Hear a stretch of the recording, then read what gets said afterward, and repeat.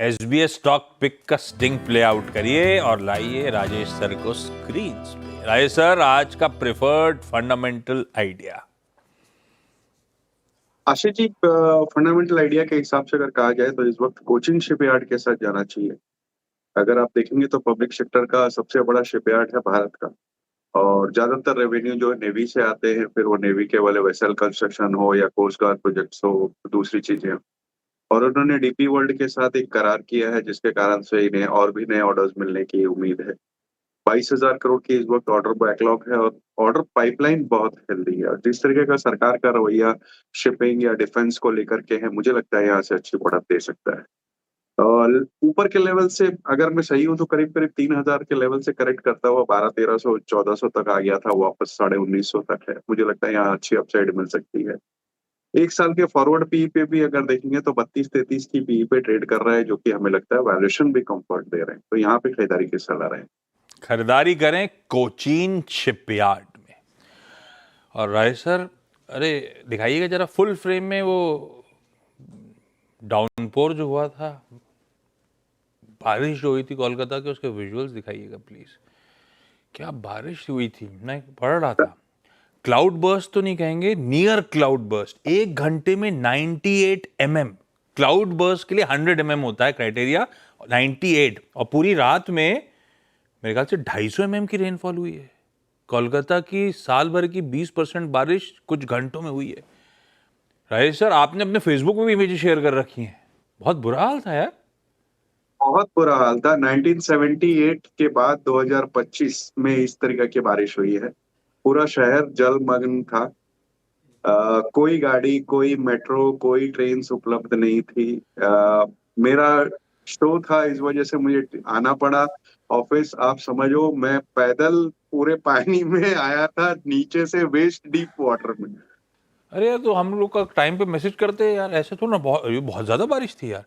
बहुत अरे बहुत मैंने हाँ पूरा शहर बंद था। Rather it was close, everything was close, हाँ, as good as covid period. बाप रे। और वो जरा विजुअल्स प्ले करिएगा दुर्गा पूजा। अब राजेश सर आज मुलाकात कर रहे हैं सैटरडे से, अब दिखेंगे नहीं हम लोग को। सैटरडे से शुरू हो जाएगी दुर्गा पूजा। और ये देखिए, सर, मैं लेकर आया हूं आपके लिए ब्यूटीफुल दुर्गा पूजा की इस बार की झांकियां कोलकाता की। राजेश सर, ये सब तैयार होंगी, इतने पानी में तो सब गड़बड़ा गया होगा मामला। गड़बड़ा ही गया था सर। कुछ लोगों ने वापस से रिकंस्ट्रक्ट करने की कोशिश करी है। 1-2 दिन थोड़े से जोश ठंडा था लोगों का, हाँ। लेकिन वापस से फिर कल से लोग चालू हो गए हैं घूमना फिरना। क्रेडिट टू द क्रिएटर जिससे ये लिया है मैंने, लेकिन गजब है कोलकाता की दुर्गा पूजा। ये देखिए, मजा आ जाएगा। Rajesh sir, enjoy the festivities. Festivities thank के यू उस सर। पार फिर से होगी आपसे मुलाकात। थैंक यू सो मच आज जुड़ने के लिए। हमारी अगली मुलाकात 1:27 पे नो योर कंपनी में होगी। और आज फिर एक और इंटरेस्टिंग आईपीओ मैनेजमेंट होगा। ऐसा है क्या टीजर? ये Jain resource recycling top management से करेंगे चर्चा। नमस्कार।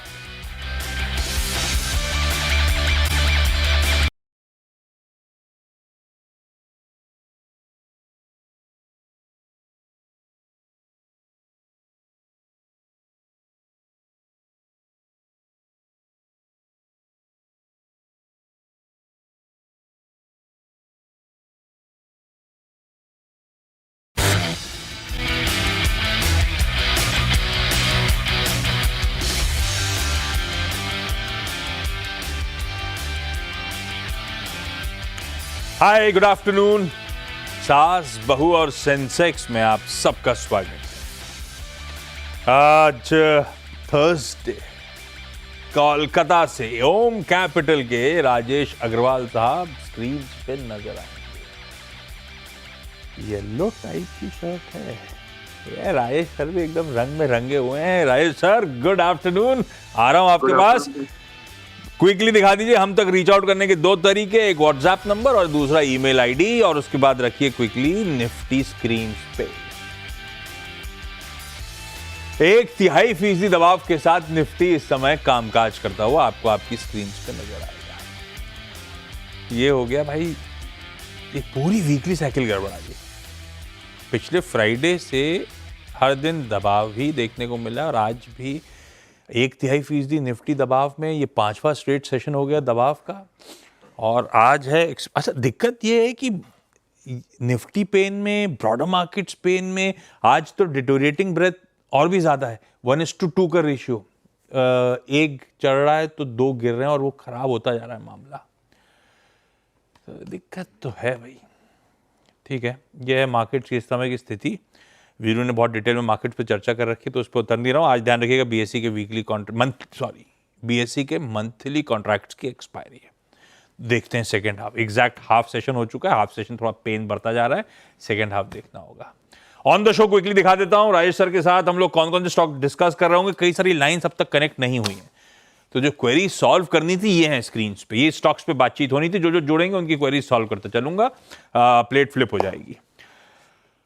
सबसे पहले नोएडा जा रहा हूं, जो डायरेक्टर साहब स्क्रीन पे दिखाइएगा। नोएडा जा रहा हूं ज्योति जी के पास। हमें वैसे नोएडा जाना है, इंदौर जाना है, अहमदाबाद जाना है, और डॉक्टर साहब बोल रहे हैं बेंगलुरु का फोन लाइन भी कनेक्ट करनी है। ठीक है, पहले नोएडा ज्योति जी के पास चला जाए। ज्योति, आज बाकी लोग जुड़े नहीं अभी तक। ज्योति मैम, गुड आफ्टरनून। कब से स्टॉक मार्केट में ज्योति मैम, क्या करते हो नोएडा में आप? सर अभी तो मैं जॉब करती हूँ यहाँ, और 3 साल से मैं शेयर मार्केट में हूँ। मैं पहले इन्वेस्टमेंट नहीं करती थी, पर मेरी सासू माँ ने मुझे सजेस्ट किया था कि आओ यहाँ कुछ इन्वेस्ट करो और अपने पोर्टफोलियो को ग्रो करो, मतलब पैसा बैंक में रखने का कोई फायदा नहीं है। तो उन्होंने मुझे सजेस्ट किया था, तभी मैं आई थी। तो जब मेरी मैटरनिटी स्टार्ट हुई, उस टाइम पे मेरे पास फ्री टाइम था, तो मैंने पढ़ना शुरू किया इन सब के बारे में, फिर तब से मैं इन्वेस्ट कर रही हूँ। तो सासू माँ ने कहा, सासू माँ पहले से स्टॉक मार्केट में एक्टिव थी क्या? उनके फैमिली में लोग हैं एक्टिव। अब उनके कहा हो तो अपनी फैमिली में होगा ना। हाँ। अच्छा, 3 साल से स्टॉक मार्केट में। स्टॉक कैसे चुनते हो आप? सर खुद के एनालिसिस से, और कुछ एक सब्सक्रिप्शन भी ले रखे हैं मनी कंट्रोल वगैरह, तो उन सब से। उनसे फंडामेंटल्स वगैरह पढ़ते हो, टेक्निकल्स देखते हो और अपना डिसाइड करते हो। कैसा चल रहा है 3 साल से जो आप सेविंग्स कर रहे हो, वो मल्टीप्लाई कर रहे हो क्या? हाँ, प्रॉफिट भी बुक किए हैं, लॉसेस भी हुए हैं थोड़े बहुत। और ओके। अच्छा, पहला सवाल कौन सा ज्योति मैम? सर मेरे पास वेदांता के स्टॉक है, 407 पे बाइंग है और 121 क्वांटिटी है, तो क्या करें इसमें, आगे बने रहें? क्योंकि इसका एक न्यूज़ है डिमर्जर का, तो मतलब सही है या नहीं आगे? डायरेक्टर साहब, कौन सा गणित लगा दिया? 407 बोला मैडम ने, 600 336 मुनाफा कैसे दिख रहा है आपका?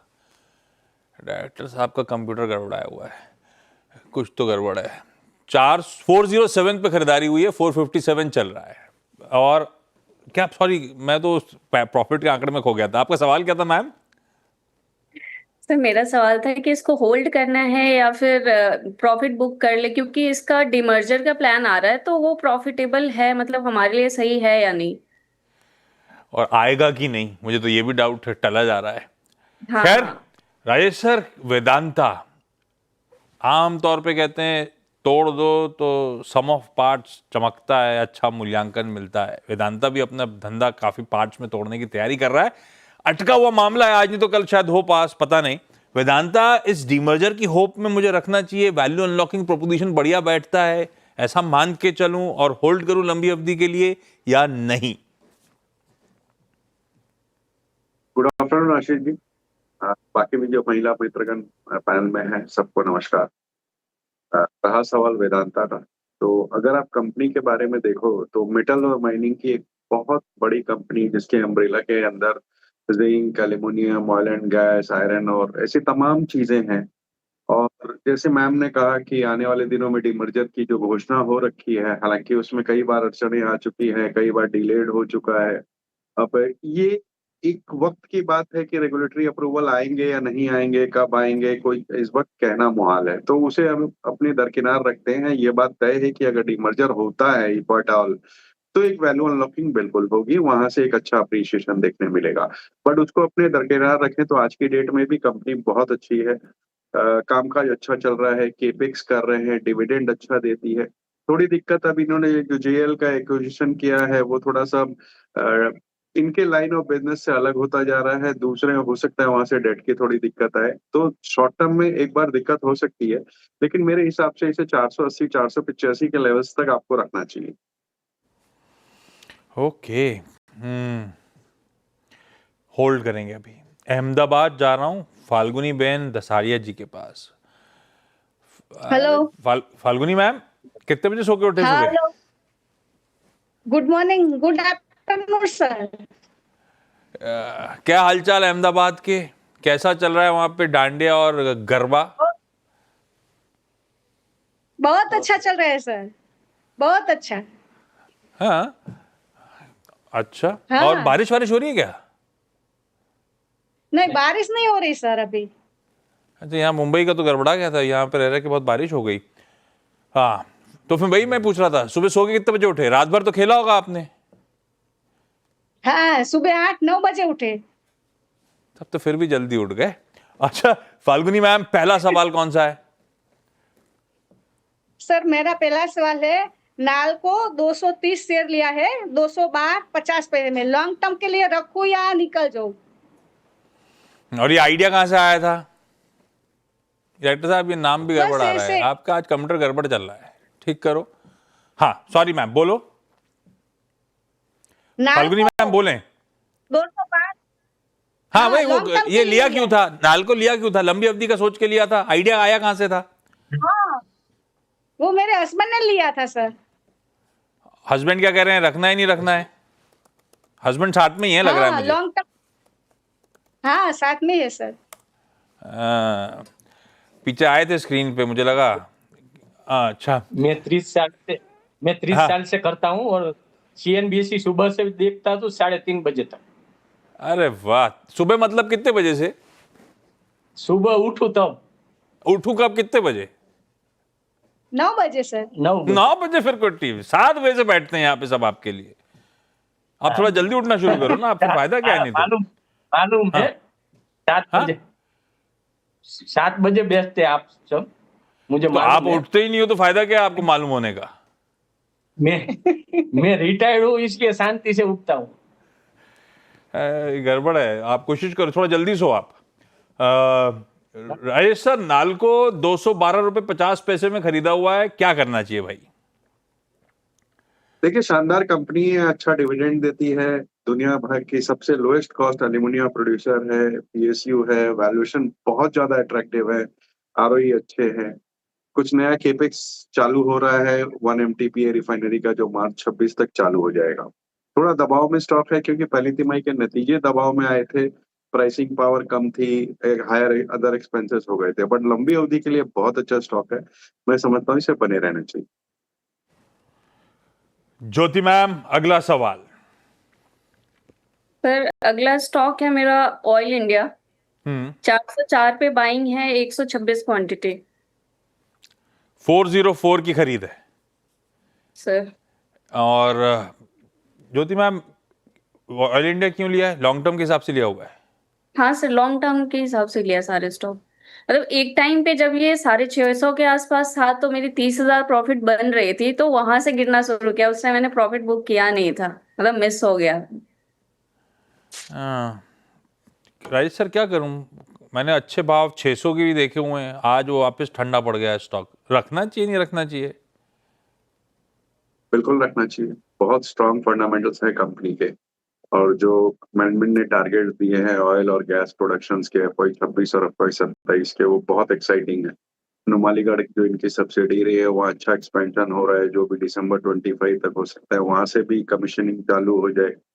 70,000 करोड़ के आसपास का स्टैंड अलोन एक्सपेंशन है इसका, और एक अच्छी वैल्यू, अच्छा डिविडेंड और अच्छा ग्रोथ की प्रोस्पेक्ट्स है।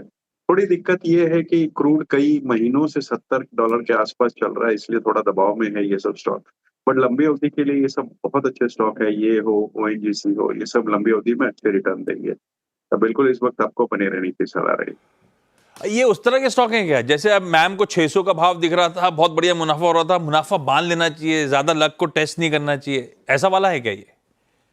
ऐसा नहीं है आशीष जी, नहीं ये है? अक्सर सबके साथ होता है। आपने शायद लूडो में सांप सीढ़ी जरूर खेली होगी। 99 में मैं आपके तो सांप 99 काट पे लेता वो बड़ा वाला सांप काटता था मुझे हमेशा। है। 99 में सांप काट लेता है वो, हाँ। शेयर बाजार में पूरी तरीके से लागू होता है। तो ये अलग जुदा बातें हैं, बट फंडामेंटली ये कंपनी बहुत स्ट्रांग है।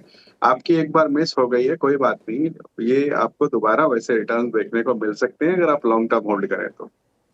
वो सांप सीढ़ी में गया है और लास्ट सांप जो होता है ना वो बिल्कुल 1 या 2 तक ले जाता है, सबसे लास्ट रो तक परेशान कर देता है वो।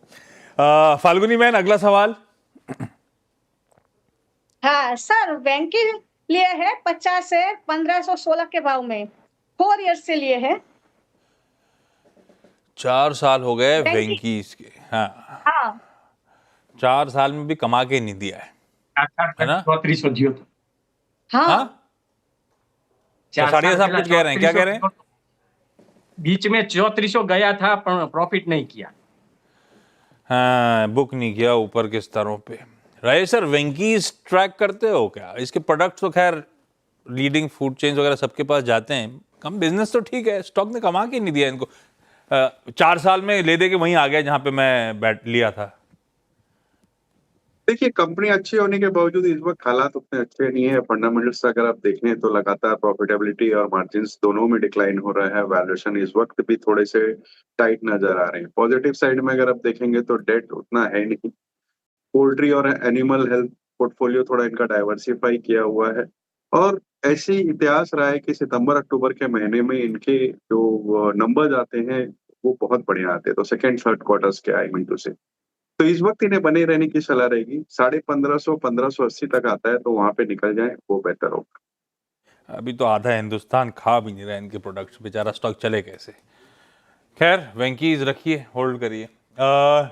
बेंगलुरु से सोनी जी फोन लाइन पे। सोनी मैम, गुड आफ्टरनून, सवाल पूछें। Good afternoon sir. मैं सीएनबीसी आवाज की बहुत बड़ी फैन हूँ और मैं कोरोना टाइम से शेयर मार्केट को ट्रैक करती हूँ और मैं उसमें इन्वेस्ट करती हूँ। Thank you ma'am. हेलो। हाँ, बताएं। हाँ, मेरे पास बर्जर पेंट है, 638 की 50 क्वांटिटी है। एटलीस्ट 3-4 ईयर्स हो गया और जब से मैं ली हूँ ये गिरते ही जा रहा है। एक बार 625 तक आया था तो मुझे लगा कि अब मेरा कॉस्ट निकल आएगा, पर नहीं निकला और मैं उसमें स्टक हो गई हूँ। Paint sector, Berger paint, Rajesh sir यहाँ पे भी मामला 3-4 साल की होल्डिंग और ये हाल है, अभी भी 100 रुपये नुकसान हो रहा है। कितना और इंतजार करूं? देखिए, अगर देखा जाए तो डेकोरेटिव पेंट में दूसरी सबसे बड़ी कंपनी है भारत की। 2500 करोड़ के आसपास का केपेक्स कर रहे हैं, रिटेल में एक्सपैंड कर रहे हैं। ग्लोबल रीच कहा जाए तो 29 मैन्युफैक्चरिंग प्लांट है वर्ल्ड वाइड। बहुत स्ट्रांग ब्रांड है।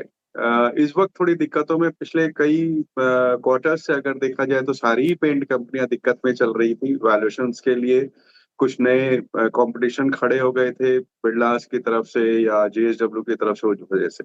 बट अब जिस लेवल्स पे ये सब स्टॉक आ गए हैं, मुझे लगता है कि यहाँ पे खरीदारी बन रही है, फिर वो चाहे बर्जर हो या एशियन हो। इनके पास ऑलरेडी है, बने रहने की सलाह रहेगी इस वक्त। ओके, चलिए इस नोट पर फाल्गुनी बहन, दसाड़िया साहब आपका भी हालांकि इस शो में अलाउड नहीं है, और ज्योति जी, सोनी जी, आप सबका जुड़ने के लिए भाई बहुत बहुत धन्यवाद। राजेश